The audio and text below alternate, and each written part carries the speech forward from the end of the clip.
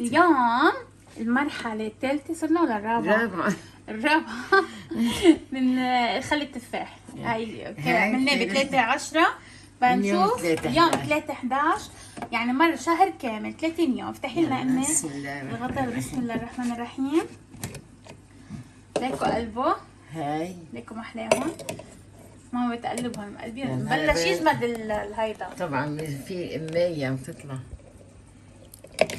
اوه اكثر من وحده بتعب، بس فضيهم لانه هذا بوزه رفيع بيبقى يشوف. بس شوفي صار كانهم مسلوقين وريحتهم بتجنن. صار على فكره. على فكره انا بدي اعطيكم نصيحه. كل عمري بعمل كبده العجل، يعني سودة العجل بقليها او كبده العجل كتير كتير طيبة فيهم، وكبدة العجل عملتها فيهم. تنقع بنقع الكبدة كان عجل والله دجاج بالخل. هيدا مش بهداك الخل. بنقعهم ربع ساعة وبكبهم، بس أعملهم بيستووا بسرعة وكتير كتير طيبين. إن شاء الله جربوها وتشوفوا. كتير هاينة مش غلبة.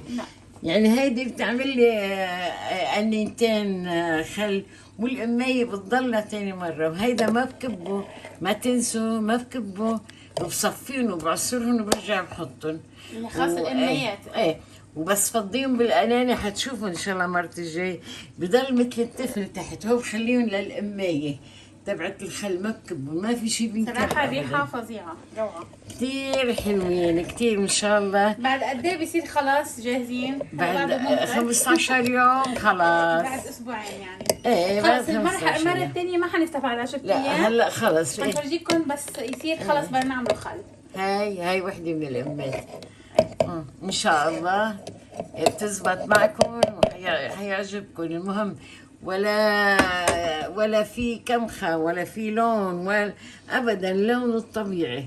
ما بحط له ولا شيء. 3/11. ما تنسوا أنا حطيت تفاح، حطيت نص كباية سكر، حطيت مي. ماشي. هيدا أول شيء حكيتها. هلا وإن شاء الله للفيديو الجاي. يا ربي إن تعجبكم إن شاء الله. يلا انطرونا.